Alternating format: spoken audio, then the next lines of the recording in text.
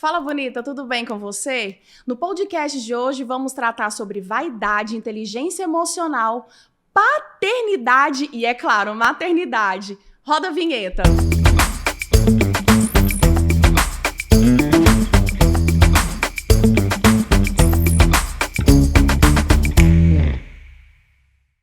Estou com um convidado super especial aqui no nosso podcast, o Gilson Caetano. Ele é psicólogo, especialista em inteligência emocional. Gilson, muito obrigado pela tua presença. É uma honra ter você aqui com a gente. Gratidão, Raíra, pelo convite. É um privilégio estar aqui participando desse bate-papo. Tenho certeza que vai contribuir muito para que mulheres, mães e todos, enfim, possam sair daqui melhores. Antes de me tornar psicólogo, eu já era bacharel em Direito. Sou policial civil em final de carreira e eu decidi fazer psicologia porque há cerca de 20 anos eu desenvolvi um projeto de trabalho com casais e queria de alguma forma achar uma fórmula que ajudasse os casais a serem mais felizes, a viverem mais de boa e a criarem seus filhos de uma forma mais interessante. Por isso eu fui fazer psicologia. E aí acabou que eu me encantei por outras áreas da psicologia. Fui estudar depois que saí da faculdade, porque na faculdade você não aprende o que eu desenvolvo no meu consultório hoje, que é a chamada psicologia positiva e a psicologia racional, emotiva, comportamental, que é uma área que a gente não vê na faculdade. Então eu aprendi nesses dois ramos da psicologia a como ajudar não apenas casais, mas também mulheres, homens e até crianças. E nesse tempo todo da tua profissão, teve alguma coisa, alguma experiência que te chamou muita atenção? Todos os dias eu tenho tido o privilégio de ter experiências muito interessantes com clientes aqui do Brasil e de fora do Brasil. O número de clientes que eu tenho fora do Brasil é muito grande e até por esse motivo hoje os meus atendimentos não são mais presenciais, são todos online. Facilitou, eu fiz um consultório na minha casa, tenho meu espacinho lá.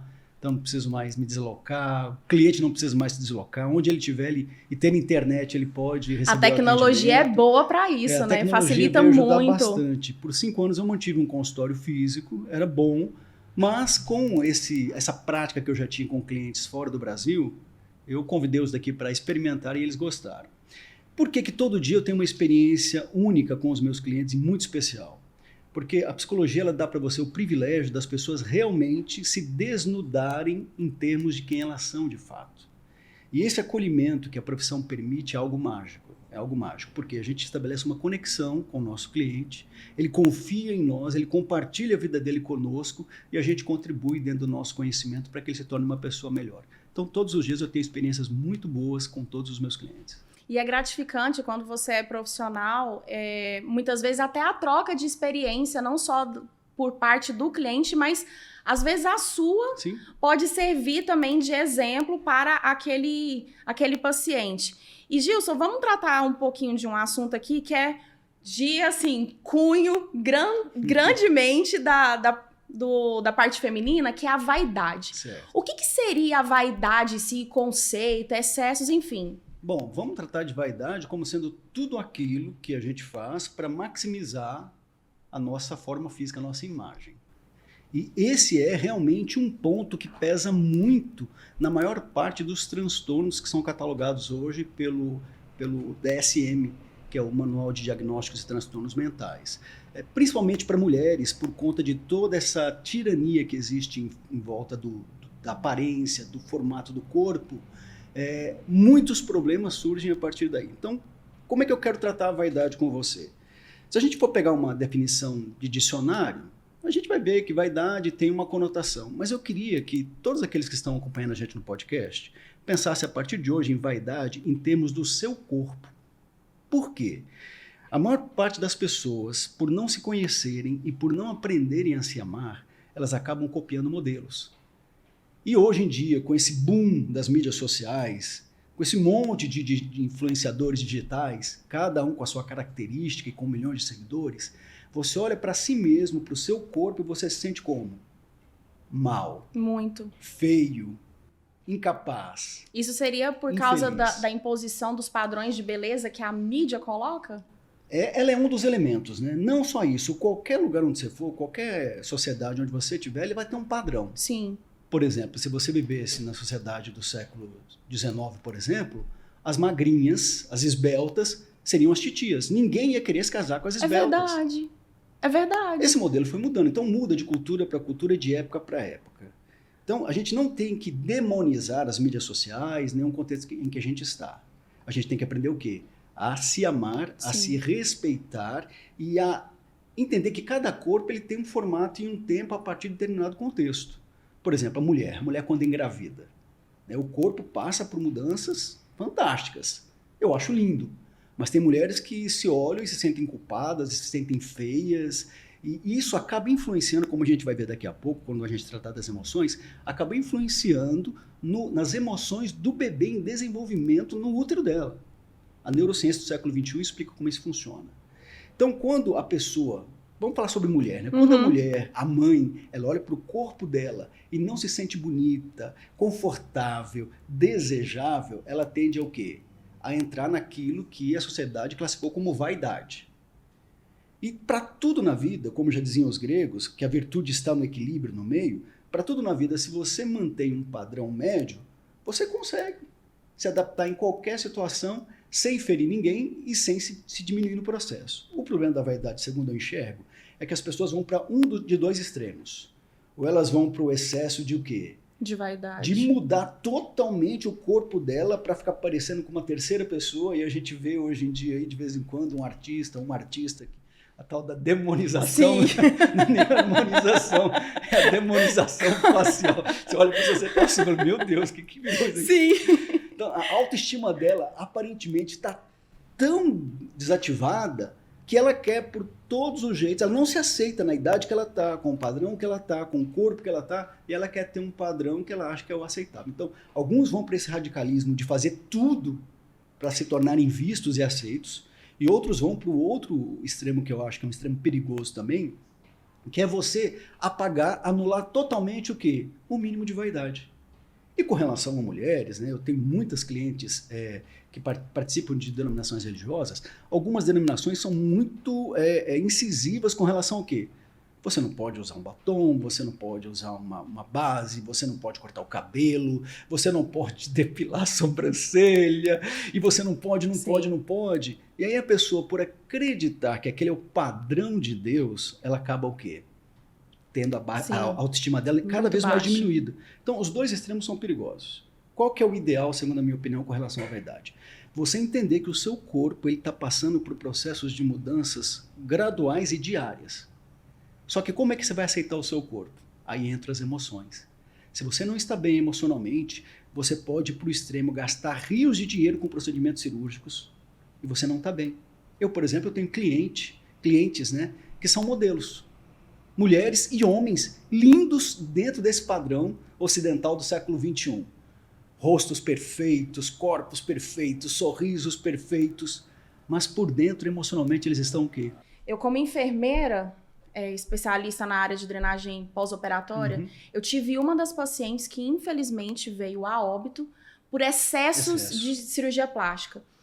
Só comigo, eu fiz drenagem nela umas 4 ou 5 vezes, porque tinha feito 5 procedimentos. E fui perguntar o histórico dela, aquele 5º já era o de número 14. Meu Deus do céu. Então, assim, eu acredito que a palavra-chave nesse sentido seria o equilíbrio. Sim. Ter a mente equilibrada. Muitas vezes é difícil a gente manter o equilíbrio. Isso é complicado, porque biologicamente as emoções estão subindo e descendo. Você não controla a emoção. Sim, você não consegue. E achar esse ponto de equilíbrio é muito difícil. Mas eu acredito que com terapia, com tratamento, você tendo uma ampla visão e conhecimento, você consegue achar aí esse equilíbrio. E o que você falou foi super importante, Gilson. Se aceitar. O que acontece, Raíra? O nosso corpo é a forma de nós externalizarmos quem nós somos. O corpo é o veículo que Deus deu para você expressar para o mundo o quê? A sua unicidade, a sua beleza. Ah, mas eu não me enxergo bonita, eu acho que meu marido não gosta de mim, eu não consigo arrumar um namorado. Eu tive até uma cliente, ela era bem gordinha mesmo, mas linda, o rosto assim, lindo, e tinha uma baixa autoestima, e ela ia para as baladas com as amigas todas beleza, de vaidade, padrão ocidental, século XXI, né? Altas, corpo, cintura, peitão, etc. E ela se sentia assim, pessoal, bom, deslocada. Eu do lado delas, eu sou mais feio ainda, porque todo mundo olha para elas e não olha para mim. A gente começou um trabalho de inteligência emocional com ela, E ela começou a se aceitar, tanto que um dia ela chegou no consultório, eu ainda mantinha um consultório no Jardim Goiás, ela chegou e falou, Gil, você não vai acreditar. Eu falei, vou, conta pra mim. Ela falou, sábado passado eu fui numa balada com as amigas. E tá lá na balada e aquele cara gato começou a olhar pra nós. Estávamos em 4 lá, 3 amigas e eu. E quando o cara começou a olhar pra nós, eu virei pras amigas e falei, eu vou ficar com aquele cara. Aí as amigas, tipo assim, né? Tá bom. Você, nesse tamanho todo. Ela falou, Gil, eu senti o campo emocional delas, as emoções, elas se comunicam, aqui a gente está trocando emoções, Sim. Elas se comunicam, eu senti que elas não acreditaram e elas estavam desdenhando de mim. Só que apesar de elas terem a capa aparentemente bonita, emocionalmente elas não tinham tanta segurança quanto eu. Sabe o que eu fiz? Me arrumei, levantei, fui no banheiro, retoquei o batom, fui lá na mesa do cara. Começamos a conversar, daqui a pouco demos umas bitocas, e aí sumimos da balada, e as amigas ligavam, e o telefone desligado, no outro dia, onde você tá? Ela foi muito autoconfiante. Aí que tá. Quando você se apaixona por alguém, quando você se aproxima de alguém, dizem que a primeira impressão é que fica. A gente passou a acreditar que a primeira impressão é a casca. Não é. A primeira impressão é o quê? São as emoções que você, sem você perceber, você está transmitindo para o outro. Olha que interessante. Isso acontece quando você está dando aula. Isso acontece quando você é aluno. Isso acontece quando você entra numa loja para comprar alguma coisa. Às vezes o vendedor, ele já está com aquela... Ele está tão bem como ser humano, como profissional, e ele olhou para você com tanto carinho, com tanta aceitação, que quando você chegou, ele faz aquela pergunta clássica, né? Tudo bem? Posso te ajudar? Você, não, tô só olhando. Passou uma emoção tão boa que você não percebe isso. É o seu cérebro instintivo que faz essa captação. Que daqui a pouco você... Cadê aquele vendedor? Verdade. Você vai nele. Agora, tem vendedor que chega para você, pois não, posso te ajudar? Você, não, tô só olhando. Você já sente uma coisa ruim, você não quer se aproximar da pessoa. Foi o que essa minha cliente aprendeu. Ela falou, Gil, eu virei uma chave. As pessoas, elas se conectam conosco não só pela forma que a gente tem, mas principalmente pela forma que a gente é. E nesse ponto eu queria deixar bem claro, se você sofre por excesso ou por falta de vaidade, se você não aceita o seu corpo, o seu rosto, o seu cabelo, as rugas que com a idade vão aparecer... Sim. Procure alguém que possa te ajudar a encontrar estabilidade emocional para você aprender a se amar. Porque quando você se ama, você pode estar com 80 anos e de vez em quando as mídias sociais trazem aí aqueles casalzinhos velhinhos, né? Que depois que o cônjuge faleceu, ele encontra às vezes uma namorada da adolescência, da juventude, e os dois se unem. Olha, aparentemente não tem beleza. Tem beleza sim. Tem. A velhice tem beleza. Os bebês têm beleza. Adolescente tem beleza. Adolescente tem muito trauma, né? Sim. Ah, meu braço é grande demais. Ah, meu nariz é desproporcional. Nasce feio, não sei aonde. Muito. Então, esse processo de aceitação, ele está muito conectado com o quê? Com o que eu chamo de inteligência emocional. Agora, inteligência emocional não tem a ver com controlar as emoções, o que você já deixou bem claro aqui, porque ninguém controla a emoção. Sim. A emoção é algo instintivo, interno, ela existe para nos proteger. E, infelizmente, nós somos condicionados a acreditar que as emoções são o quê? Algo ruim. Algumas emoções são boas, poucas, mas a maior parte delas são o quê? Ruins, porque elas são incontroláveis, levam você a tomar decisões irracionais. E eu estudei bastante sobre isso, é um conhecimento recente em termos de ciência, surgiu agora nessa virada para o século XXI, com o desenvolvimento dos equipamentos de neuroimagem. Então, quando você aprende um pouco mais sobre como é que funciona a sua caixa de comando, que é o seu cérebro, você se liberta de muitas algemas e uma delas é a vaidade, tanto excessiva como a falta dela. E isso a gente chama de generalizar. Isso é generalizado para todos os aspectos da vida. Você não tem cobrança no seu relacionamento afetivo. Você não impõe nada aos seus filhos, nem aos seus colegas de trabalho. Você é. E quando você é e você está bem, a emoção que você escolhe gerar para você acaba influenciando as pessoas em volta. E aí fica muito mais fácil você o quê? Você fazer com que as pessoas sigam o seu caminho. É mais ou menos aquilo que Cristo fez. Cristo pregou pouquíssimos sermões, mas ele era. E onde ele chegava, ele impressionava. Por quê? A postura dele. Ah, ele era bonito? Não sei dizer. Não sei dizer porque não existe uma foto dele na época, não tinha a tecnologia que nós temos hoje. Mas a presença, a gente chama de presença de espírito dele, impactava qualquer um. De crianças... adultos, sim, idosos, leprosos, a mulher que tinha lá o corrimento há 12 anos, tocou nele, se aproximou dele, por quê? Porque ele atraía. E é nesse ponto que as emoções podem ajudar você. Porque uma coisa é fato com relação às emoções. Se você não aprende a conhecê-las, respeitá-las, administrá-las e usá-las em seu benefício, elas vão trabalhar contra você. Verdade. O podcast aqui não dá tempo de falar porque é um assunto muito amplo, mas as emoções elas surgem na parte instintiva do cérebro e na camada intermediária que é chamada de sistema límbico, que é o cérebro emocional. Mas ela está muito mais conectada com a parte instintiva do que propriamente com a parte racional, que é o neocórtex. Só para você ter uma ideia, o neocórtex, que é a última camada do cérebro que se desenvolve, com qual idade você acha que ele está totalmente maduro para você tomar decisões responsáveis? Eu acredito que seja com 30 anos de idade. Quase isso. Por volta dos 20, 25 anos de idade. Você chegou bem perto. 25. Hoje, a neurociência ela traz essa informação que é muito importante. Por quê? Se eu perguntar para você, como profissional, como mãe, como filha, como amiga, desde quando você foi obrigado a tomar decisões responsáveis, maduras? Desde quando? Olha, particularmente a partir do momento que eu me vi responsável pela vida de alguém. Quando eu comecei a trabalhar. Quando eu me formei e eu vi que eu preciso cuidar desse paciente, eu preciso cuidar dessa pessoa, então eu me senti responsável. Mas de forma plena quando fui mãe. Quando eu fui mãe. Que ótimo. Deixa eu fazer você refrescar a memória. Você tem irmãos? Tenho. Entre os seus irmãos, quem que é o mais velho? Eu. Então você se tornou responsável muito antes de terminar a faculdade. Verdade. Raíra faz isso. Raíra, olha seu irmão. Raíra, seja exemplo. Raíra, você tem que estudar mais. Raíra, fecha as perninhas, você é uma mocinha. Raíra, essa saia tá muito curta. Raíra, percebe? Sim, verdade. Verdade. A gente acaba recebendo um peso emocional das figuras de autoridade, que normalmente são os nossos pais, que na tentativa de fazer com que a gente sofra menos, a gente acaba criando uma série de travas que na vida adulta elas vão atrapalhar a gente. Vão atrapalhar. Na maioria das vezes. Verdade, você me fez refletir. E esse senso de responsabilidade, muitas vezes, você falando, me lembrou alguns episódios.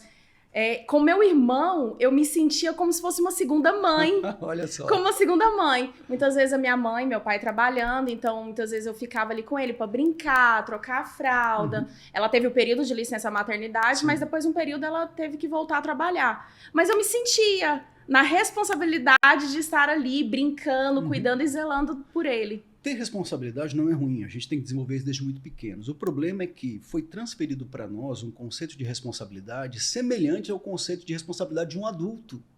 Verdade. A gente parece que é automático. Quando a gente fala responsabilidade, na minha mente vem automaticamente adulto. Sim. Similar de responsabilidade. Obrigação. Sacrifício, porque você era uma criança também cuidando de outra criança. Por que eu tenho que cuidar do meu irmão se eu podia estar assistindo meu desenho preferido, se eu podia estar brincando com as minhas bonecas, se eu podia estar com as minhas amigas? Por que eu tenho que cuidar desse menino? Deixa ele se virar. Sim, Só que para você se sentir aceito e amado, você acabou aquecendo, né, aceitando essa imposição, entre aspas, né, de bom grado da sua mãe, do seu pai, e foi cuidar do seu irmão. Qual que é a implicação desse tipo de situação, por exemplo, numa mãe? As meninas, elas crescem acreditando que a mãe tem um padrão. E aí, quando elas se tornam mães, elas já começam a questionar a maternidade já a partir do momento que elas se descobrem grávidas. Por quê? Tudo é novidade, o corpo vai ter toda uma reação biológica, transformações vão ocorrer, e apesar de hoje em dia ter muita informação, a pessoa ela não consegue assimilar aquilo de forma a beneficiá-la. E aí ela começa a desenvolver todo o processo de gravidez de que forma? Se baseando em algumas emoções que não vão fazer bem. Culpa, principalmente. Sim. E aí, daqui a pouco, o filho nasce. Ela começa o processo de educação, porque culturalmente entende-se que a mãe é responsável pelo quê? Pelo filho. Pelo filho, por educá-lo, etc. E tal, alimentá-lo, limpá-lo, né? E o pai de boa, dormindo a noite inteira. Mas vamos deixar isso para um outro podcast. Mas isso que você falou, ele é muito real. Sim. Tanto que eu falei no podcast passado, justamente por não ter conseguido, logo de início, suprir essa necessidade materna de responsabilidade, eu tive baby blues. Eu tive a depressão, o baby blues foi temporário, claro, mas por não ter a amamentação logo de início não foi legal. A minha vaidade foi para baixo, a minha profissão, meu lado profissional foi lá para baixo. Sim. Então, assim, eu tive uma série de fatores justamente por me sentir incapaz de cuidar da minha filha, da Sofia. O excesso de obrigatoriedade, de responsabilização precoce, de acordo com o modelo adulto, que muitas vezes é imposto às crianças, cria em nós o quê? Muito sentimento de culpa. E as mulheres, a maior parte das minhas clientes são mulheres, elas sofrem muito com a culpa. De não ser bonita, de não ganhar tanto dinheiro, de não ser a melhor mãe, de não ter tempo para ser várias mulheres ao mesmo tempo para cuidar do marido, para cuidar de casa, para cuidar do filho, para cuidar da filha, para cuidar das responsabilidades que ela tem na igreja, etc. E tal. Então a culpa as consome de tal forma que elas acabam apagando ainda mais a imagem de Deus nelas. Com isso, a autoestima diminui grandemente e aí a gente volta na questão da vaidade, que muitas delas fazem o quê? Utilizam do corpo para tentar se sentir aceitas e amadas.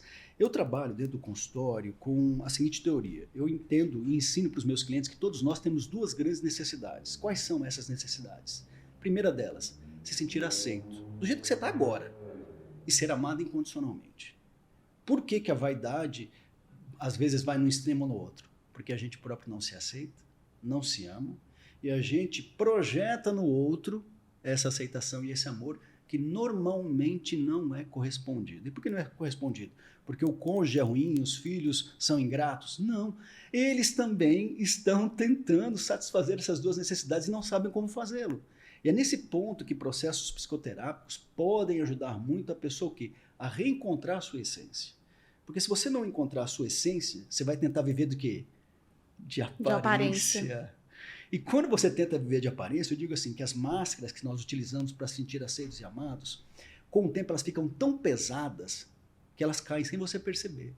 Isso é verdade. E aí quando você se olha no espelho, você se assusta porque você não reconhece mais a sua essência e pior, além de não reconhecer, o que você faz? Você ignora ela, fala, não, eu não sou essa, eu não sou esse. Então, o que você está tratando, e eu parabenizo você por essa iniciativa, é muito importante porque a maior parte das pessoas, elas vivem em função daquilo que eu chamo de muletas emocionais. O que são muletas emocionais? Alguns utilizam muletas, outros utilizam amuletos emocionais. Ah, se eu terminar a faculdade, eu vou ser feliz. Se eu terminar o mestrado, eu vou ser feliz. Se eu passar no concurso, eu vou ser feliz. Se eu me casar, eu vou ser feliz. Sim. Mas se eu me separar, eu vou ser mais feliz ainda.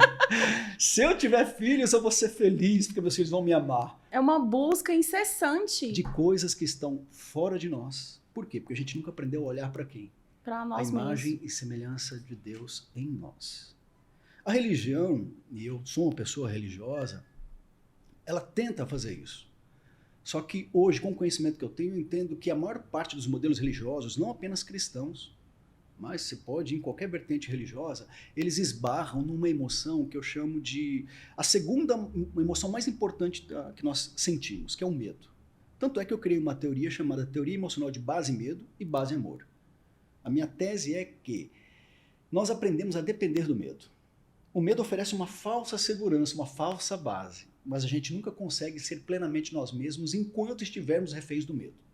Biologicamente, o medo causa todo um processo hormonal, biológico, ele prepara você para lutar ou para fugir. Sim. Né? Às vezes ele trava você, e é como muita gente está, lutando para provar que merece ser aceito, que é bonita, que é inteligente, que é uma boa mãe, que é uma boa esposa, Sim. que é uma boa cristã, ou larga de mão disso tudo, vai fazer tudo aquilo que é contrário aos valores que ela aprendeu para tentar provar que talvez ela seja aceita naquele ambiente. Ela não é fora de você que você vai encontrar isso.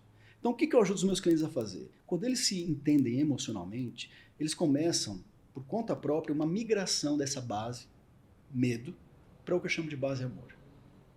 E o que é amor?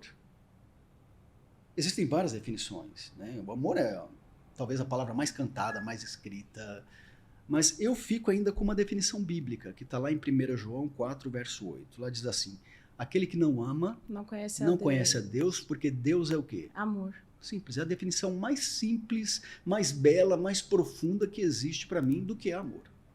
Amor é Deus. E se eu te perguntar, por exemplo, e eu quero perguntar isso para quem está assistindo o podcast, o que é o contrário do amor, Raíra? Contrário do amor? É. Seria desamor? Alguns falam em desamor, outros falam de raiva, ódio, Sim. ira, outros falam do desprezo, né? Desprezar. Tanto que tem até o dito popular que o amor e o ódio andam lado a lado. Eu não sei, de verdade, eu não sei se isso se é real, mas... Eu acreditei muito tempo nessa teoria também semelhante à sua, né? O contrário do amor é o desamor, que por sua vez pode ser entendido como ódio, raiva, ira ou desprezo. Só que há cerca de mais ou menos 8 anos, quando eu comecei a desenvolver mais ainda essa teoria que eu utilizo, eu tive acesso aos estudos de uma psicóloga de Harvard, doutora Barbara Fredrickson. E a mulher é tão fraca que ela tem 7 PhDs. Olha só, Nossa tem 7 doutorados. Senhora. Não tem nenhum, dá um pra mim. E ela tem até um livro que ela publicou em língua portuguesa chamada Amor 2.0. Já ouvi falar dele. Ela chama de emoção suprema. Ela fez um estudo com SEALs norte-americanos. O que são SEALs? É aquele grupo de elite de fuzileiros navais que faz aquelas coisas que a gente vê nos filmes. Como que um grupo de 5, 6, 8 pessoas consegue fazer o que esse povo faz? Ela descobriu que a emoção suprema que rege os melhores grupos, os grupos mais corajosos, é o quê? O amor. E o que é o contrário do amor? Ela cita brevemente no livro dela, eu tive essa visão quando eu li o material, só que a Bíblia já dizia isso há muito tempo. 1 João 4, verso 8, define quem é Deus. Se você descer 10 versos, 1 João 4, verso 18, lá diz assim: no perfeito amor não existe espaço para o medo. Antes, o perfeito amor lança fora todo o medo. O que é o contrário do amor? Não é o ódio, não é a raiva. É o medo. É o medo. Nossa, que interessante, Gilson. E como nós fomos muito condicionados pelo medo, que é uma emoção importante, é tão importante que nosso cérebro, se você fizer um corte transversal, você vai ver que no meio do cérebro tem 2 estruturas, são as amígdalas cerebrais, a direita e a esquerda, que é onde se processa principalmente o medo e aquilo que eu chamo de emoções de base medo. A insegurança, a angústia, o pânico, a ansiedade, depressão. Tem uma estrutura visível a olho nu onde se processa o medo. É tão importante que a nossa biologia ela registrou isso aí. Só que mais importante do que as amígdalas tem o quê? Tem o coração. Para os antigos orientais, a sede das emoções não era o cérebro, como a gente sabe hoje. Era o coração. Eles estavam errados? Não. Não. Por quê? Porque a gente sente, parece que a gente sente no coração. E vou te dizer uma informação recente de neurociência. O nosso cérebro, como todo o nosso corpo, é formado por células, né? Uhum. O cérebro tem células especiais, chamadas de neurônios. Quais são os 2 outros órgãos do corpo humano que têm uma quantidade significativa de neurônios e que se comunicam muito rapidamente com o cérebro? Vou dar uma dica. O coração. O coração é um deles. E o outro é o seguinte: Raíra, você está andando na rua. Não, você está numa palestra ouvindo os convidados que você queria ouvir. De repente, um convidado está lá na palestra e fala assim: agora nós vamos ouvir uma pessoa muito especial e ela está sentada entre vocês. É a Raíra Nunes. O que você sente? Medo. Aonde? Estômago. O estômago. A gente fala, começa a dar borboleta no estômago. A gente sente uma angústia, alguns do estômago descem para o intestino e fala, ai, tem que cruzar as pernas agora, senão eu vou fazer. Por que isso? Quantidade significativa de neurônios. Hoje a ciência e o método que eu desenvolvi, ele anda muito conectado com o quê? Com o conhecimento da sua biologia. Porque se você não conhece o seu corpo, se você não ama o seu corpo, você vai usar muletas ou amuletos emocionais para o quê? Para satisfazer uma necessidade que nunca vai ser satisfeita, porque ela depende do quê? De você se conectar com a fonte do amor. E essa conexão, muitas vezes, ela não passa pelo modelo religioso que você aprendeu desde pequeno. Porque ela tem que ver com o quê? Com a sua autonomia, que é a capacidade de você fazer escolhas. E isso tudo influencia todas as áreas da nossa vida. Igual eu estava brincando agora mesmo, a gente se casa para ser feliz, separa para ser feliz. A gente tem filhos para ser feliz, se arrepende de não ter dado os filhos quando eram pequenininhos, bonitinhos, as pessoas pediam. Você não chegou nessa fase ainda? Não. Mas é brincadeira, sim, tá? Não é para arrepender, não. Eu não me arrependi ainda, não. E Gilson, a gente tratando dessa parte da vaidade, tudo isso que engloba, vamos entrar agora num assunto um pouquinho mais delicado. Sim. O que a cicatrizes que a gente fala, cicatrizes emocionais tem a ver com traumas e assim sucessivamente que a gente chama? Tá, ótima pergunta. É uma pergunta muito pertinente, porque, infelizmente, o Brasil ele tem poucos estudos a esse respeito. Mas eu recentemente li o material do primeiro psiquiatra norte-americano que começou a trabalhar exclusivamente com traumas. Isso no começo do século XX. Qual foi a área de trabalho dele inicial? Ele começou a trabalhar com soldados que vinham da guerra, da Segunda Guerra Mundial. Soldados que viram as maiores atrocidades que você pode ver. amigos explodindo, ele obrigado a matar pessoas, obrigado a matar crianças, vendo crianças mortas, mulheres sendo estupradas. Então ele começou a desenvolver um trabalho de tentar readaptar essas pessoas à vida normal, porque quando elas voltavam para a sociedade, elas não conseguiam se readaptar. Voltavam para a família, voltavam para a esposa, voltavam para os filhos, mas se tornavam o quê? Pessoas fechadas. Ou iam para a bebida, ou iam para a jogatina, ou iam para o sexo desenfreado, para as drogas desenfreadas, não conseguiam mais se adaptar à vida social. E ele começou a desenvolver estudos e o que ele descobriu? Depois de algum tempo, o mesmo efeito do trauma de guerra, para quem experienciou uma guerra, é o efeito que o trauma causa em mulheres, principalmente, ou homens também, que passaram por algum tipo de violência sexual na infância. Que incrível. Todo trauma, ele tem a ver com uma experiência intensamente emocional que mexeu com o seu corpo, só que ela modificou a configuração do seu cérebro. E quando eu falo de modificou biologicamente. A pessoa, ela carrega esse trauma pela vida toda, ela não consegue lembrar sequencialmente do que aconteceu. Dificilmente ela consegue isso, e psicólogos experientes que trabalham na clínica e que já atenderam pessoas com trauma sabem o que eu estou dizendo. A pessoa ela não consegue contar a história de forma linear, ela tem flashes, que é um mecanismo que o cérebro utiliza para quê? Para tentar diminuir a dor e a angústia que ela sentiu quando ela sofreu aquela situação. E quando você fala de mulher, quando você fala de mãe, quando você fala de corpo, quando você fala de vaidade, normalmente tem algum tipo de abuso ou violência inserido aí. Nos Estados Unidos, o índice de crianças abusadas, principalmente mulheres, na infância, é extremamente alto. É extremamente alto. Isso porque as estatísticas conseguiram pessoas que tiveram coragem de responder.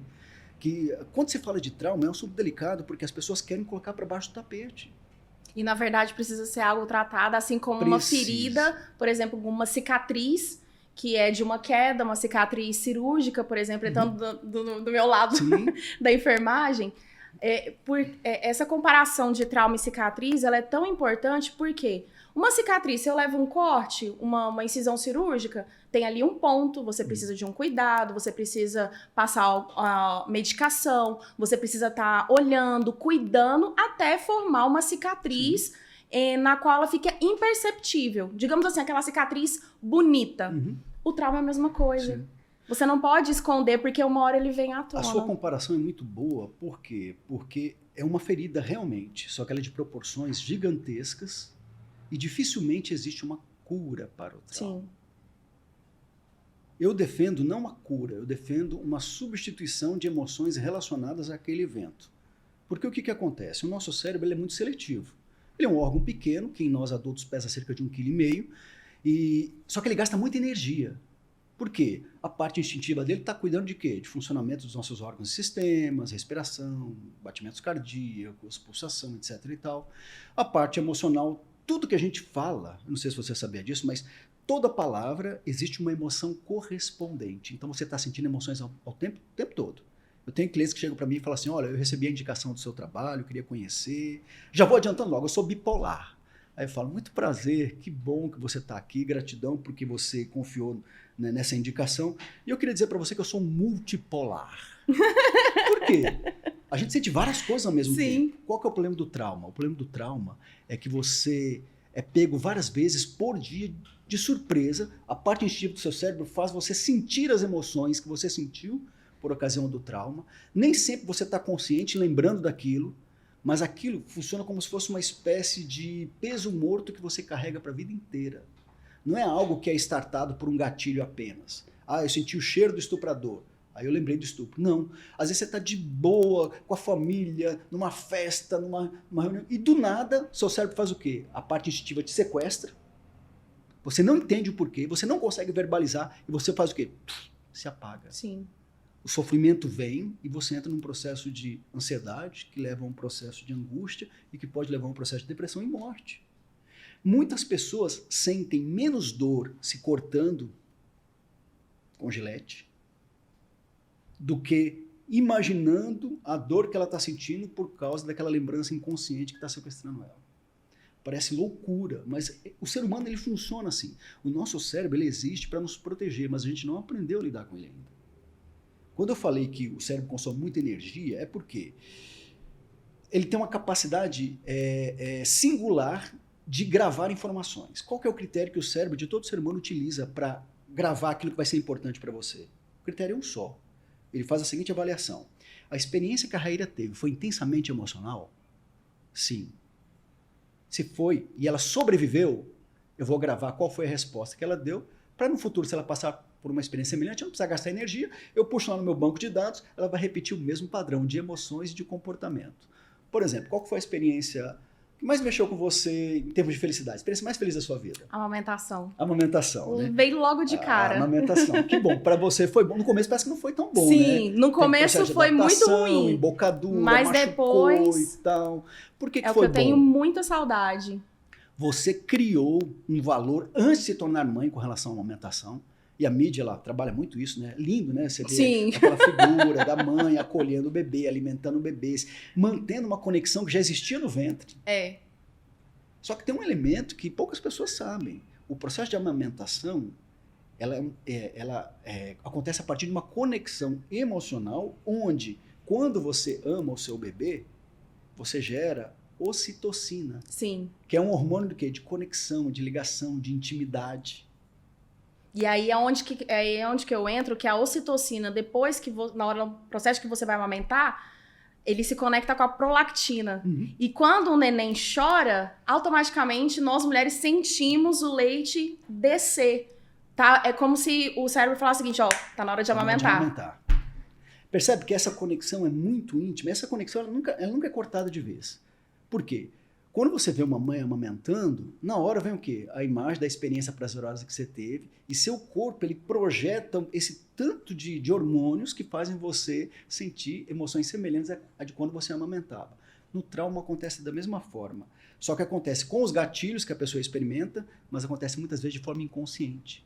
Então é muito comum, eu já tive essa experiência no consultório de pessoas começarem um atendimento, não, eu estou muito bem e tal, só que você percebe o campo emocional da pessoa e percebe que não está bem. Aí você deixa ela falar e tudo, e você fala, fulano, mas tá bem mesmo? Aí parece que ela entra numa caixinha do nada. Ela parece que é arrebatada. Sim. O corpo tá ali, mas ela viaja. Aí daqui a pouco começa a cair uma lágrima, outra. Por quê? O trauma sequestrou. Então o trauma é algo real. O trauma é algo real. Ele não é curado com band-aid. Ele não é curado com alguns modelos psicoterapêuticos, infelizmente não é. Tem alguns poucos modelos psicoterapêuticos que conseguem fazer a pessoa acessar esse trauma e dar um novo significado para ele. Como você tinha falado que o trauma ele não tem processo de cura, o fato de nós conversarmos sobre os nossos traumas seria um dos tratamentos, digamos assim, para aliviar um pouco ele ou não? O que acontece? As pessoas que sofrem realmente traumas, principalmente aqueles envolvendo abuso sexual na infância, dificilmente elas falam sobre isso. Porque quando elas tentaram falar sobre isso, principalmente com a figura de autoridade, o que aconteceu? Elas não foram aceitas e não foram amadas. Sim. Isso é coisa da sua cabeça, menino. Isso é coisa... Seu tio não quer fazer isso. O que é isso, seu pai? Se você falar de novo, eu vou bater em você.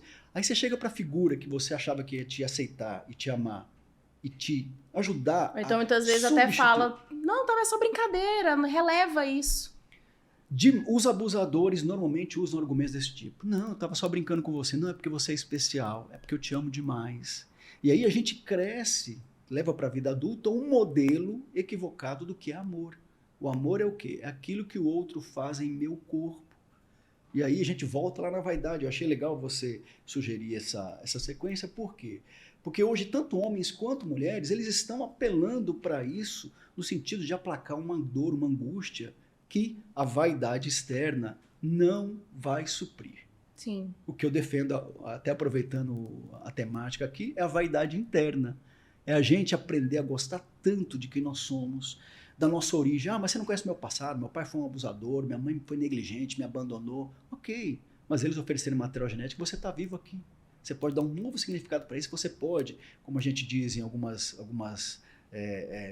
orientações religiosas, você pode quebrar um ciclo de maldição. Por quê?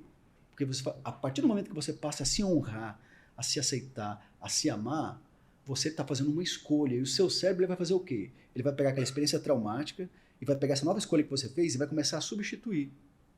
Você passou 10, 20, 30, 40, 50 anos arrastando aquele peso morto, aquele defunto, que é o trauma. Quando você aprende a dar um novo significado a ele e a se amar, independente do que aconteceu, você vai substituir naquela crença, vai colocando emoções de base em amor ali.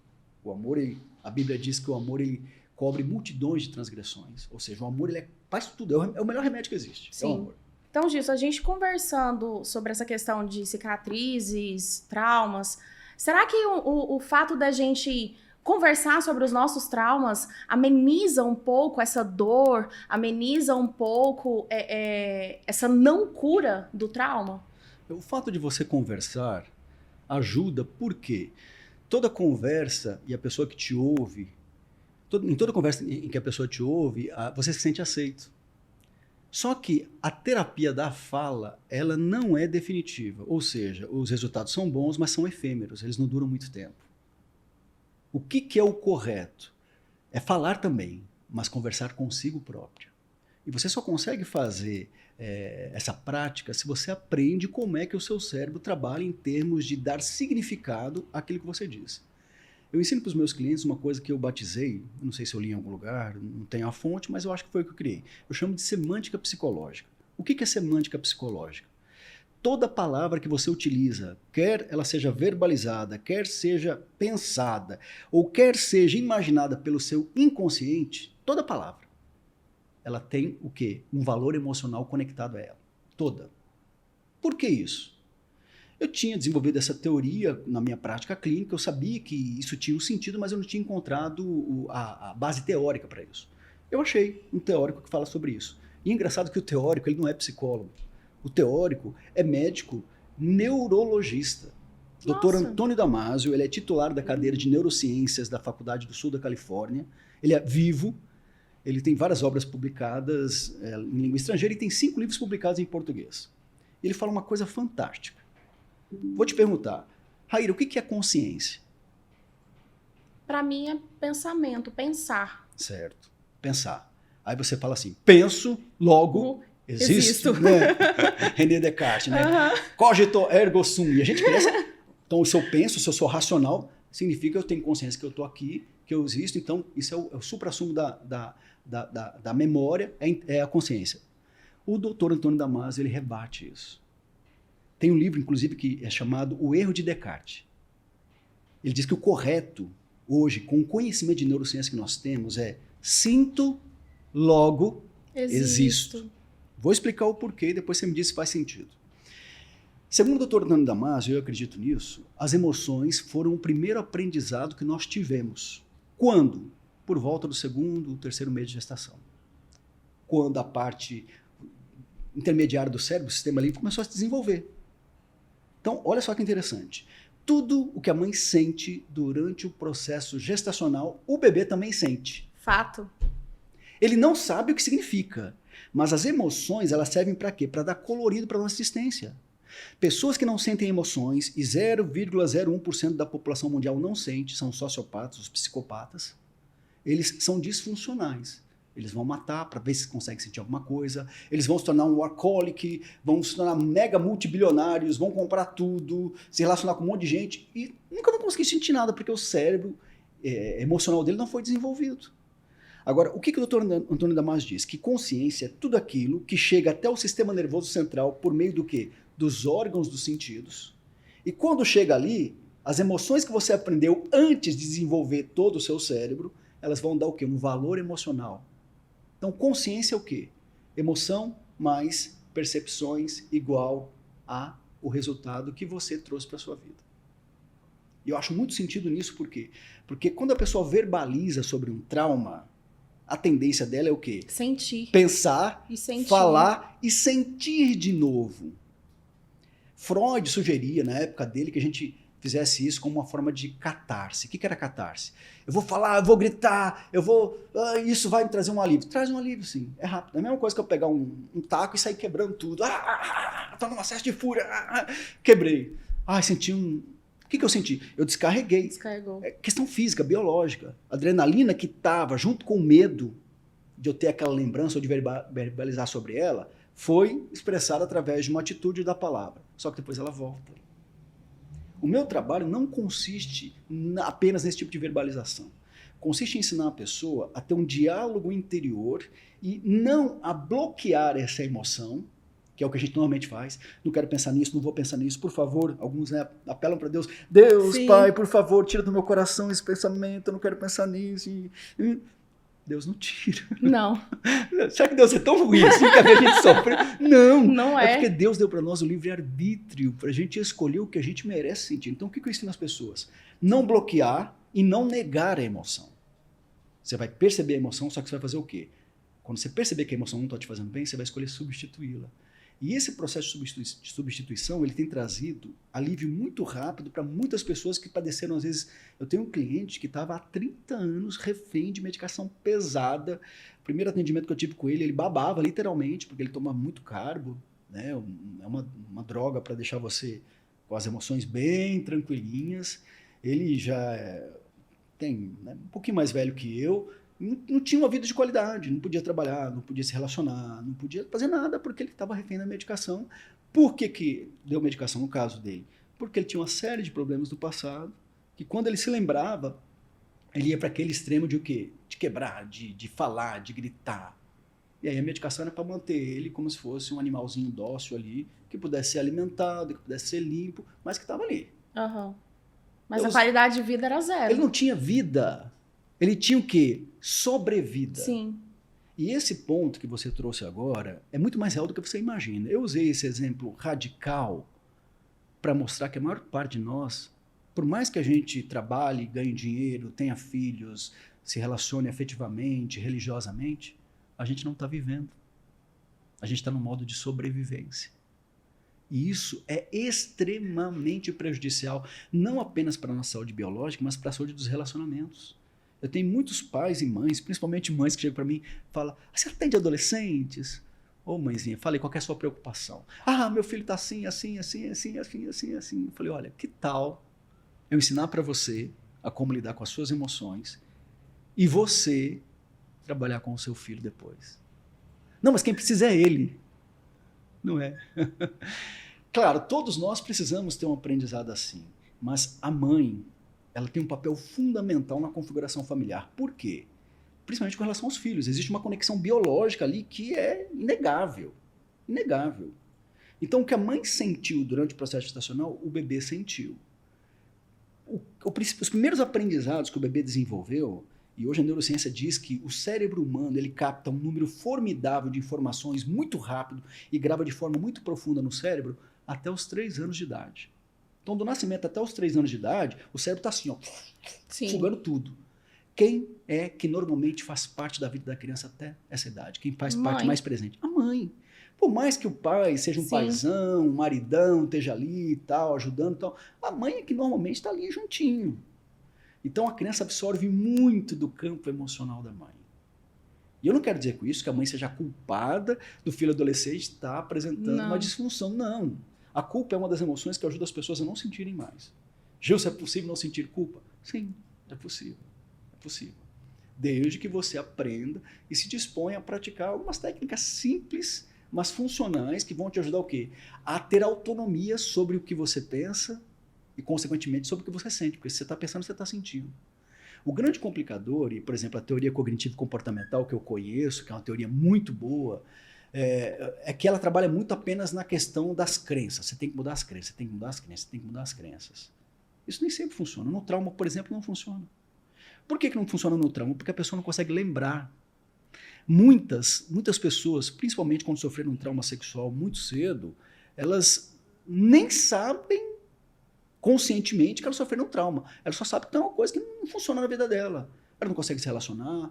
Aí alguns vão para terapias de regressão ou para alguns tipos de terapias que não são psicológicas, né? Tem aí constelação familiar, algumas coisas, fazem algumas técnicas lá e aí de repente startam uma parte, um flash da lembrança e a pessoa, acho que eu sofri um abuso, por isso que eu sou assim. Aí ela conversa com outras pessoas que sofreram um abuso, ela percebe que eles têm comportamentos semelhantes, ela se identifica no quê?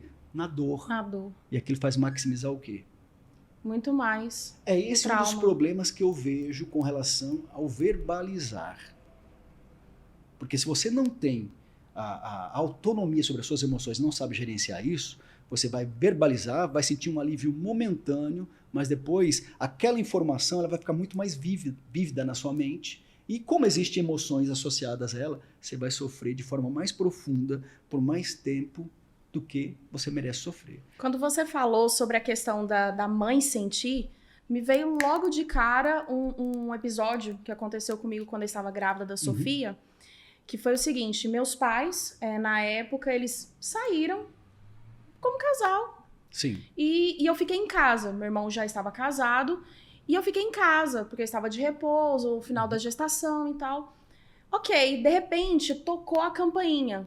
E quando eu estou sozinha, eu geralmente não atendo por questões de segurança.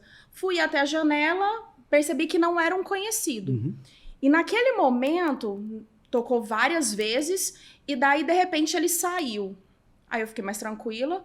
Quando ele voltou, ele estava tentando arrombar o portão lá de casa. Automaticamente, eu fiquei com medo. E a adrenalina foi gigantesca, o coração acelerado. E nisso eu liguei para um colega policial. Falei, olha, estão tentando invadir aqui em casa e tudo mais. Os hormônios e toda a adrenalina foi à flor da pele. E nisso, a Sofia mexia muito dentro da minha barriga. Demais da conta. Então, quando você fala que a criança sente, é muito real. Sim. Todos os sentimentos, tudo aquilo que a mãe... Muitas vezes, por exemplo... É incrível, porque quando eu estava grávida, eu cantava muito pra Sofia a música Pingo de Chuva. Sim. Se algum dia você... Atualmente ela lembra. Quando ela é pequenininha, e assim que ela nasceu, eu fazia ela dormir com essa música e ela recordou. Porque desde o período meu de gravidez eu cantava pra ela e assim, ao nascer, ela começou a recordar e atualmente ela canta. É porque foi quando o cérebro dela estava bem assim, virgem, por assim dizer, né? bem limpo, ela pegou essa percepção. O que você sentia quando cantava essa música para sua filha? Eu sentia uma paz, amor, calma, paz, conexão, tudo. gratidão. E aí ela sentia essas emoções, o ouvidinho dela com certeza já estava desenvolvido, ela associou essa informação. Então sempre que ela ouvir, ela pode estar com 100 anos, o dia que ela ouvir essa música, ela vai sentir toda essa benesse emocional que vai fazer ela se reconectar novamente com você. Se você estiver vivo na época ainda, na hora que ela sentir essas emoções, aí você fala, não, isso é bruxaria, isso não existe. Você pode estar do outro lado do mundo, você vai sentir. Sim. Você pode até não lembrar, mas você vai sentir esse calor. As emoções, elas têm a capacidade do quê? Elas não conhecem barreira geográfica. Nossos neurônios espelhos, eles chegam até onde você estiver. Ontem eu estava em Mato Grosso, fui visitar meus pais, passar uns dias com eles. Né? Quando eu cheguei, eu conversei com a minha mãe e tudo. Hoje eu acordei, lembrei deles, dos meus irmãos. Sempre quando eu lembro de pessoas, hoje não existe mais preocupação no meu coração. Você tem filhos adolescentes, você não me preocupa? Não. Por quê? A mesma energia que eu gasto para me preocupar é uma energia que eu escolho para quê? Mandar amor para essa criança, mandar amor para esse irmão, mandar amor para esse cliente. Às vezes eu tenho clientes fora do país, às vezes eu lembro de um cliente. Qual que é a percepção que eu tenho hoje? Se eu estou lembrando dele é porque de alguma forma ele pensou em mim. Então se ele pensou em mim, ele me honrou com esse pensamento e eu vou retribuir essa bênção. Eu vou mandar amor, paz, segurança, tranquilidade. Quando você falou da sua experiência, eu achei muito bacana. Eu queria que as mães que estão ouvindo a gente não se sentissem culpadas. Porque é muito comum a mãe falar, nossa, ferrou. Porque muitas crianças dizem isso. Se tudo que eu senti, meu filho sentiu, coitado, meu filho, eu fiz tudo errado. Não, mãezinha, calma, não pense assim. Foi uma das coisas que aconteceu comigo, porque no episódio passado eu relatei que a minha gravidez não foi uma gravidez planejada, aconteceu de surpresa pra mim, e eu tive pensamento, sim, de aborto. Sim. Quando Sofia nasceu, que eu descobri que eu escutei o coração dela, a culpa, parece que assim, maternidade e culpa estão lado a lado, são irmãs siamesas ali. Não deveria ser, mas infelizmente são. Então, muitas vezes, eu gripada por amamentar, a Sofia pegava gripe porque eu estava amamentando. Se ela ralou o joelho, eu me culpei por não olhar direito. Se ela não tá... Então, a culpa parece que vem a nós o tempo todo. E muitas das vezes, a gente tem que colocar na cabeça que é o seguinte, nasceu uma criança, um ser humano, nasceu uma mãe. Apesar dos conselhos que minha mãe me dava e tudo mais, mãe de primeira viagem, aprendendo junto com a criança. Na segunda maternidade vai ser diferente da primeira, Sim. Na terceira vai ser diferente. Por mais conhecimento que você tenha, por mais conselhos que você receba, você está vivendo aquela experiência. Isso é o legal das emoções. As emoções, apesar de criarem padrão para nos dar uma certa segurança, cada evento que você passa, ele vai assumir um colorido diferente a partir do quê? Daquilo que você escolhe sentir. Ou se você não escolhe, seu cérebro está escolhendo por você. Sim. E aí vem um problema, porque nós fomos condicionados a depender do quê? Do medo, da culpa. A gente nunca acha que é suficiente, a gente nunca acha que é bonito, a gente nunca acha que tem dinheiro suficiente, a gente sempre quer mais, quer mais. Para que isso? O que eu tenho que provar para o outro? Você não tem que provar nada para ninguém, você tem apenas que ser. Eu gosto muito de citar o exemplo, como exemplo a vida de Cristo, que é independente se você acredita em Deus, Cristo ele foi um personagem histórico fantástico, tanto é que ele mudou a história, né, antes e depois de Cristo. E ele nunca teve apegado a nada e nem a ninguém. Inclusive nem a sua própria família em alguns momentos. Verdade. Teve um dia que ele estava lá pregando, a casa apinhada de gente, chegou um discípulo lá e falou, sua mãe e seu irmão estão lá fora. Ele falou, quem que é minha mãe? São esses aqui. Tanto é verdade que quando ele estava crucificado, apresentou para João, mulher, este é seu filho, esta é sua mãe. Só que em nenhum momento Jesus deixou de amar, porque ele era amor. As pessoas perguntavam, os discípulos perguntaram para ele, Senhor, mostra-nos o Pai. Ele falou, vocês estão pedindo para que mostrar? Estou com vocês há tanto tempo. Quem me vê a mim, tá vendo o quê? Porque eu e o Pai somos o quê? Um só. E quem que é Deus? Amor. Quando você é amor, tudo que você faz é uma consequência desse amor. Aí não tem espaço para culpa. Eu ajudo as pessoas a sair daquilo que eu batizei de círculo vicioso da base medo. O que eu quero dizer com isso? O medo é uma emoção que estimula a culpa. A culpa estimula a vergonha. A vergonha estimula o arrependimento e o arrependimento retroalimenta o medo. A maior parte dos seres humanos estão presos nesse modo de sobrevivência dependentes do medo. E a culpa é um elemento fundamental para você o quê? Perceber e deixar de ter medo. Eu quero ajudar as pessoas a sair do que eu chamo de círculo vicioso da base medo e ir para o círculo virtuoso do que eu chamo de base amor. O amor, por excelência, que é Deus, ou o universo, ou o cosmos, dependendo de como você acredita, eu acredito que é Deus. E quando você reflete a imagem e semelhança de Deus, você vai ter a liberdade, que é a autonomia, o livre-arbítrio, vai desenvolver a sua coragem, e a coragem vai retroalimentar o quê? O amor em você. Autonomia. É a coisa que nós, pais, mais queremos para os nossos filhos, é a coisa que as mães mais querem para os seus filhos, é que eles sejam o quê? Vivam bem, não façam mal a ninguém, e sejam autônomos, tomem decisões saudáveis para a vida deles. Só que qual foi a primeira palavra que a sua filha aprendeu? Ou melhor, qual foi a primeira palavra que você aprendeu? Ela não está aqui para perguntar para ela, né? Bom, que eu aprendi segundo o que minha mãe e meu pai falou foi papai. Foi a primeira palavra que eu falei. Mas não foi, tá? A primeira palavra para a qual você deu um significado emocional e que quase todo ser humano aprendeu, sabe qual foi? Qual? Não! Verdade. Não! Raíra, não faz isso!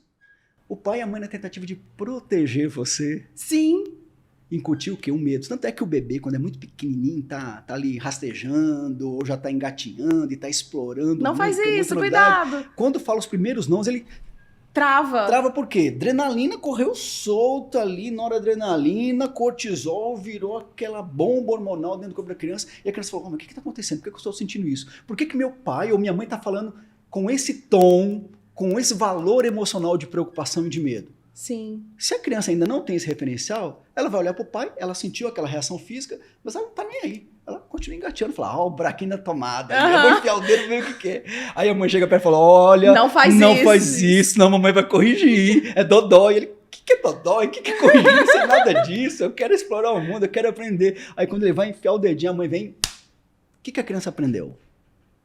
A pessoa que cuida de mim, que me alimenta, que me limpa, se eu fizer aquilo que ela disse para eu não fazer, além de ela projetar em mim um campo emocional de preocupação, de medo, ela ainda vai me punir e eu posso ser abandonado. Ela fez dodó em mim. Mas aqui vem um ponto importante que eu quero deixar bem claro. Eu sei que isso aconteceu com todo mundo, aconteceu comigo. Cada um de nós tem cicatrizes que a gente traz da vida. Decisões. A gente erra por decidir e por não decidir. Então não tem jeito. Só que nem nada do que aconteceu na vida, e eu quero que os ouvintes levem isso muito em consideração, nada que aconteceu na sua vida até hoje determina quem você é. Você pode ter sofrido um trauma, você pode ter sofrido um abuso sexual, você pode estar passando por uma necessidade bem difícil hoje, você pode achar que não deu a melhor educação, um melhor esteio financeiro para sua família, para os seus filhos, mas nada disso define quem você é. Quem nós somos é uma definição que a gente tem que escolher diariamente. Mas o medo não permite que a gente tenha essa autonomia, essa liberdade para escolher. A gente acaba ficando refém. Tudo é perigoso, tudo é ruim, tudo pode fazer você sofrer. E na tentativa da gente não sofrer, a gente deixa de viver. Eu gosto muito de uma citação de Fernando Pessoa, que ele diz o seguinte: navegar é preciso, viver não é preciso. O que ele estava querendo dizer com isso? Eu entendi assim, cara, será que ele está induzindo suicídio, né? Não precisa viver, etc. Aí eu fui estudar e descobri o porquê.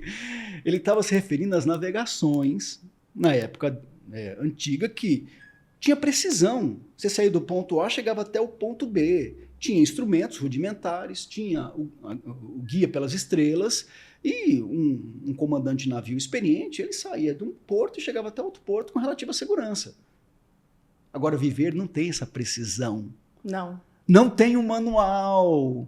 E por que da vaidade? Por que da culpa? Por que muitas mulheres e mães se sentem envergonhadas pelo comportamento de seus filhos, ou pelo comportamento próprio, ou pela forma, pela qualidade do casamento, ou pela casa que não tem a beleza da casa da vizinha, ou, eu queria tanto ter essa prataria. Prataria é coisa do passado, né? Eu queria tanto ter essa porcelana, eu queria tanto, ou essa TV e tal. Então, a gente fica sempre se culpando muito. Por quê? Porque a gente acha que existe um padrão de felicidade.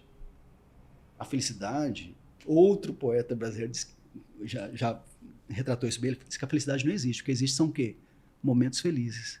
Então, eu queria deixar para todos os ouvintes o seguinte recado. A felicidade é uma escolha. Amar é uma escolha, é um verbo. Viver é uma escolha. Se você não toma essa decisão a todo momento, você está vivendo refém da parte instintiva do seu cérebro. A gente falou pouco sobre a parte instintiva, mas qual que é a função dela? Mantém em funcionamento o seu corpo, biologicamente falando.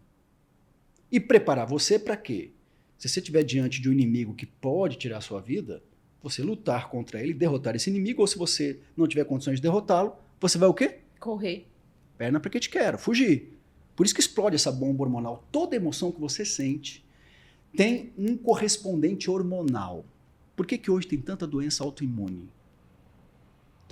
Eu tenho alergia a isso, alergia a aquilo, aquilo outro. As pessoas falam, não, é por conta da alimentação, é por conta da poluição, é por conta disso, daquilo, aquilo outro. Deixa eu dizer para vocês, emoções. Quando você está bem emocionalmente, o seu sistema autorregulador, que é o seu sistema imunológico, ele vai funcionar de forma a fazer com que o seu corpo seja o quê? Aquilo que Deus projetou para ser, o seu amigo. Um instrumento, um veículo que Deus deu para você expressar a sua beleza no mundo. Só que o medo, ele faz o quê? Ele faz com que a gente entenda o casamento, o cônjuge como se fosse nosso inimigo. Nossos filhos pequenos como nossos inimigos, adolescentes como nossos inimigos. Ele entende que o nosso chefe, os nossos colegas de trabalho são nossos inimigos. Ele entende até que Deus é nosso inimigo. Quer uma prova? E olha só como a culpa é sacana. Quando acontece uma coisa errada, a gente costuma fazer o quê? Isso aí foi culpa do diabo, do começar inimigo. A culpar outras pessoas. Simples, né? Aí, se, por exemplo, falece uma pessoa de bem, né? Aí você vai consolar a família. O que a gente fala? A gente fala, não, foi a vontade de Deus. Olha o medo aí, a base medo aí. Por quê? A Bíblia diz que Deus não tem prazer nem na morte do inimigo. Eu sou o caminho, a verdade e a vida. O que Cristo prometeu? Eu vim para que vocês tenham vida, e vida de que forma? Em abundância. Quem é no século XXI que pode dizer, eu tenho vida em abundância? Quase ninguém. Mas é possível? Senão o Cristo teria sido mentiroso. Com certeza. Ele viveu abundantemente, apesar de ter tido uma morte trágica, mas ele viveu abundantemente. Ele viveu felicidade todos os dias. E quando eu falo de felicidade, as pessoas, às vezes, que eu trabalho muito com essa temática, as pessoas falam assim, não, esse negócio de felicidade não existe. Existe. Não a felicidade hedônica, que é a felicidade de busca de prazer sensorial, que é o que a vaidade, fora do contexto, oferece. Que é você buscar uma titulação superior, fora do contexto, oferece. Que é você ganhar dinheiro, fora do contexto, oferece. Que é você, às vezes, até ir na igreja, fora do contexto, oferece.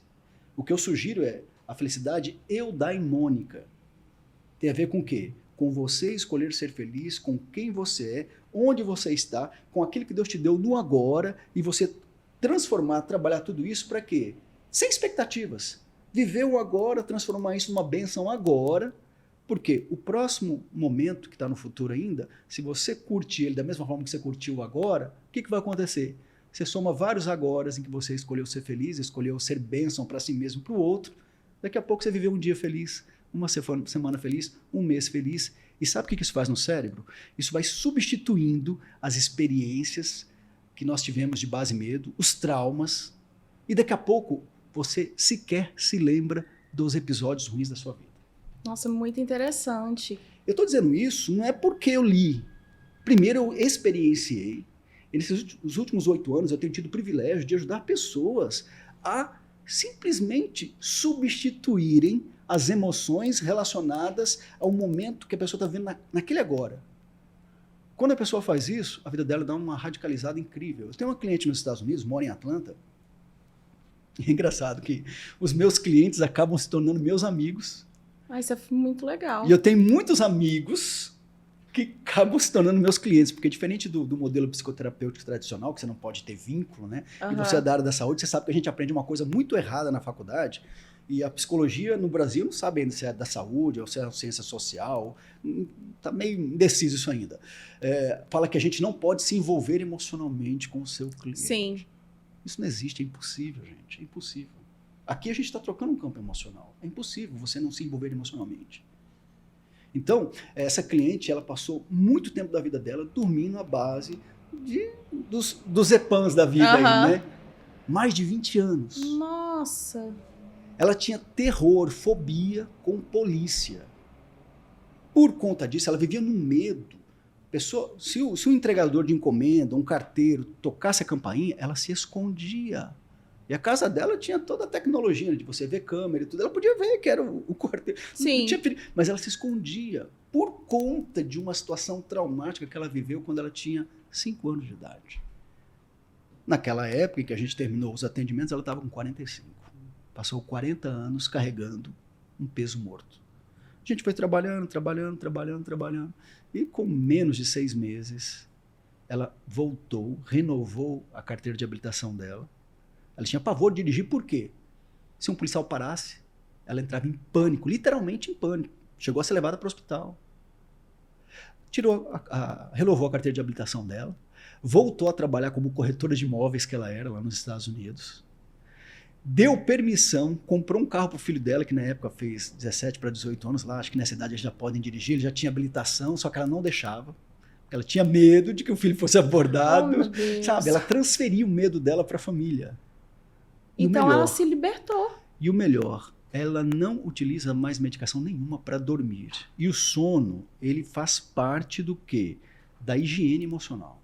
Pessoas que não dormem bem, e a gente volta na mãe, né? Sim. Ser mãe é padecer. Descer no paraíso. Gente, essa é uma das coisas mais equivocadas em termos emocionais que você pode repetir para si mesmo se você é mãe, ou você pode repetir para uma mãe. Não fale mais isso. Ser mãe é se divertir, é ser feliz com a maternidade, com o filho, é curtir cada momento. Em casa, quando nossos filhos nasceram, a gente tinha um combinado. Claro que a esposa tem que amamentar. Eu não dou leite, né? Então não tem jeito. Né? Só que era assim, menino, o Igor e a Isabela acordavam de madrugada. Quem que ia lá? Eu ia lá no berço, pegava. Ela dava de mamar, nem levantava da cama. Ela dava de mamar, depois eu ia lá e botava para rotar. Botava no berço, aí eu voltava a dormir. Tipo assim, vamos divertir juntos. Por que eu tô falando isso? Porque a gente fala de sofrer, sacrifício. É minha obrigação como mãe. Lembra que eu falei de semântica psicológica? Quando você fala em sacrifício, obrigação, sofrimento, responsabilidade, qual que é o valor emocional que você deu a essas palavras? Peso. É como se fosse um fardo, uma coisa assim, pesada, sacrificante, que não dá nem vontade de exercer. E o agravante é, se você sente isso, e você sente isso porque você aprendeu isso, você transfere isso para quem? Para a criança. Para os seus filhos, para o seu esposo, para a sua família, para as amigas, que também é comum, né? Quando a gente se casa, a gente começa a fazer amizade com quem está casado recentemente. Quando a gente tem filhos, a gente começa a se associar com pessoas que têm filhos mais ou menos na mesma faixa etária. E a gente começa a trocar todo esse campo emocional que só alimenta o quê? O medo em nós. Quanto mais medo, menos amor. Isso está na Bíblia. Quanto mais amor, menos medo. Como fazer isso? Procure ajuda. Procure ajuda. As emoções, se você aprender a utilizá-las, vão tornar você uma pessoa mais feliz, mais capaz, mais desperta, mais automotivada, mais corajosa, mais independente. Agora, se você não faz essa escolha, a parte instintiva vai estar fazendo o quê? Vai estar puxando seu freio de mão. Ó, isso é perigoso. Não vai. Olha só, fulano sofreu. Ó, você está sendo emocional. Cuidado. Existem essa emoção é ruim. Eu ensino que não existem emoções ruins. Toda emoção, no contexto certo, na intensidade correta, ela protege você. Só que nós fomos condicionados não posso verbalizar isso porque isso é vergonhoso. Em casa lá a gente tem uma espécie de pacto. Né? Meus filhos estão na adolescência, a Isabela está com 12, o Igor está com 14. O pacto é o seguinte: nada que vocês falarem para nós vai ser motivo de vergonha. Comunicação aberta.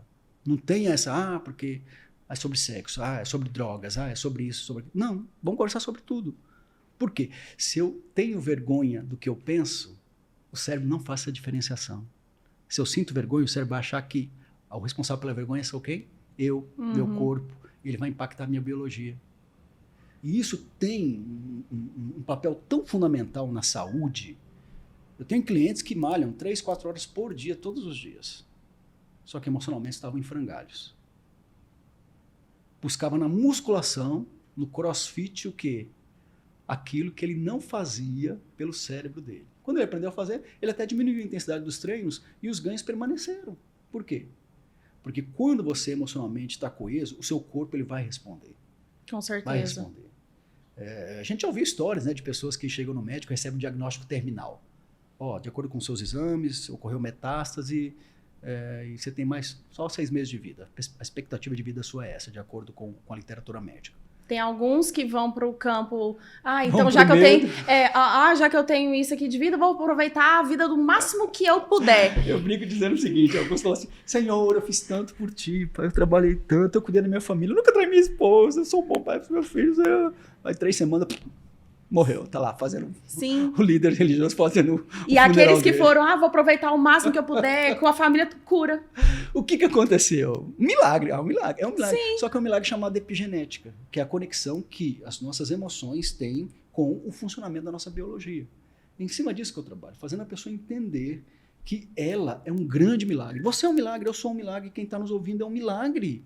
Você está vivo, você está aqui, você tem acesso à energia elétrica, você tem acesso à internet, você provavelmente deve ter todos os seus órgãos funcionando, os membros.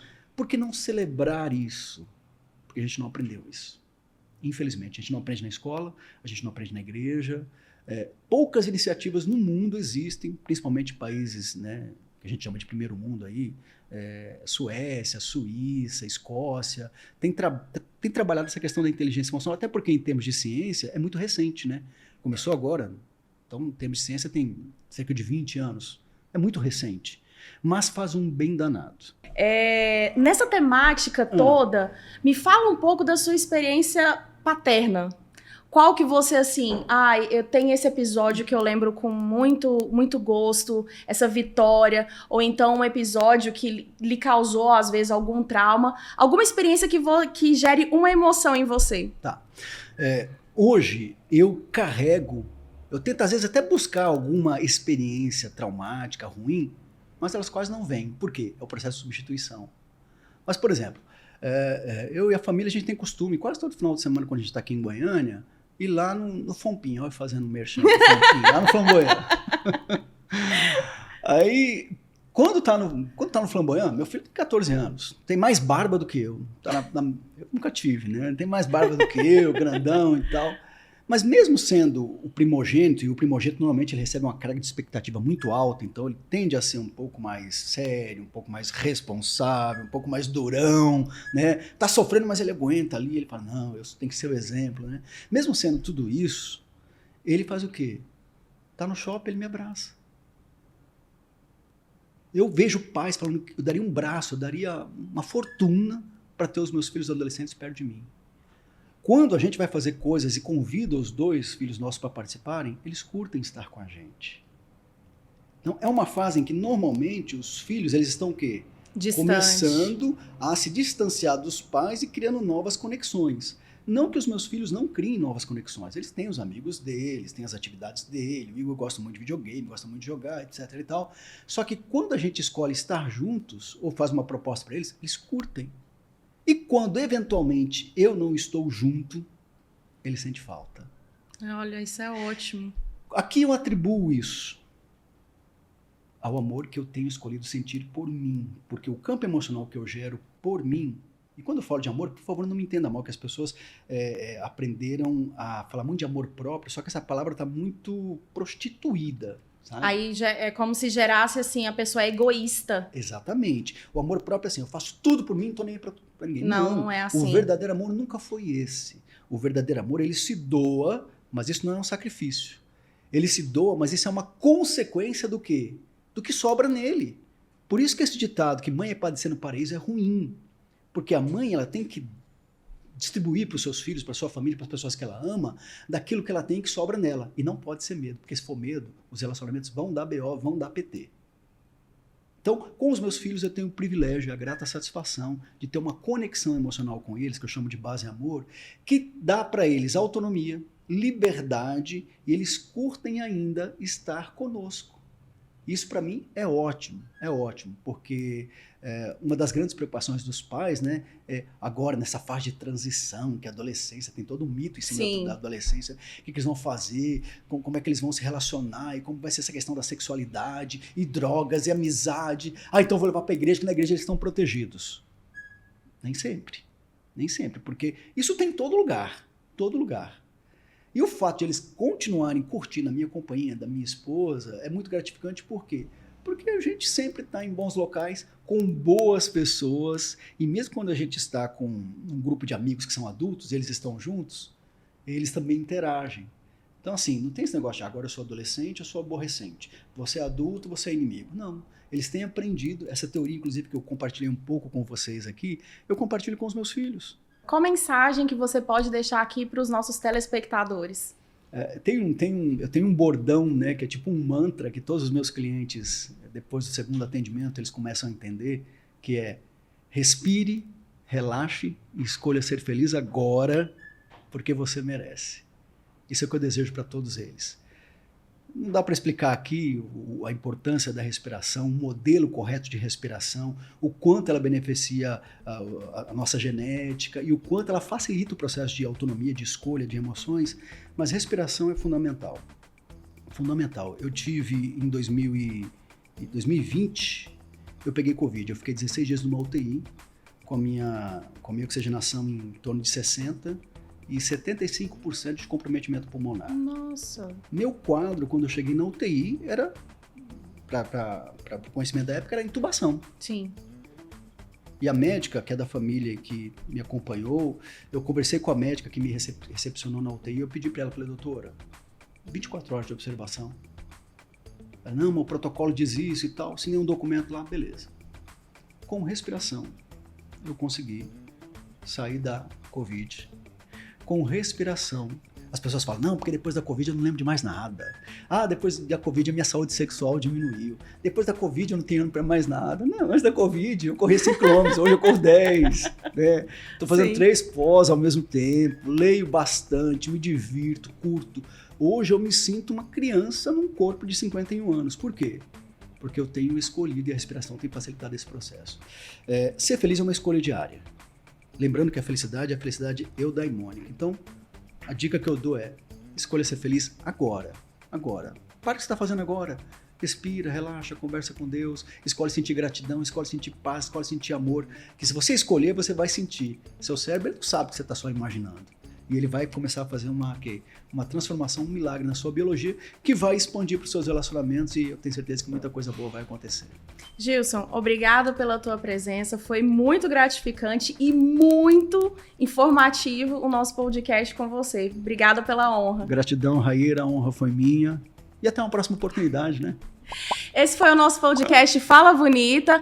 Curta, compartilhe e nos siga no nosso canal. Um abraço, fique com Deus.